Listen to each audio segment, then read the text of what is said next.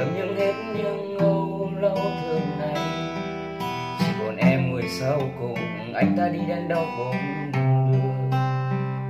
Nếu như một ngày anh không giống như em từng trông mong, chẳng ôm được thế giới, liệu em có yêu không? Vì anh ôm được mỗi trái tim thật nhỏ bé của người anh phiêu. Có em thuần ấm áp như một bài hát anh phiêu. Tình giữa nhau thân chắc nhé, nếu đi ta cùng đi. Mỗi bao giông đều qua đi, con tim cũng theo lý trí.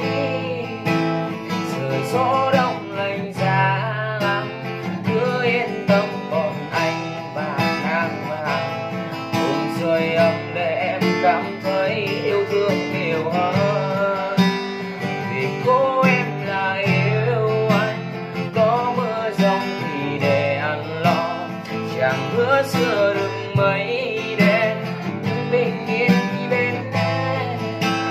Tìm thấy anh người anh yêu, lúc yêu thương từng như nắng cuối chiều.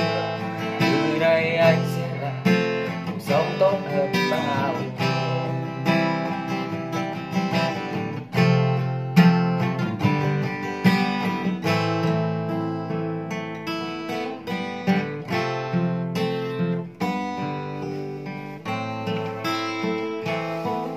Quậy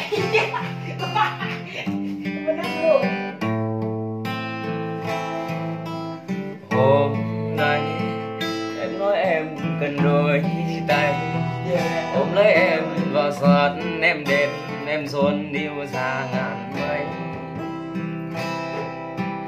Hôm nay tầm những hết những âu lâu thường ngày, chỉ còn em ngồi sau cùng. Anh ta đi đến đâu cũng được. Nếu như một ngày anh không giống như em từng trong mong, chẳng ôm được thế giới, liệu em có yêu không? Vì anh ôm được mỗi trái tim thật nhỏ bé của người anh phiêu. Có em gần ấm áp như một bài hát anh phiêu. Mình giữa nhau thuần chắc nhé, nếu đi ta cùng đi.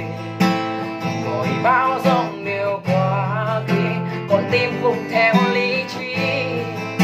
Giữa gió đông lạnh giá lắm, cứ yên tâm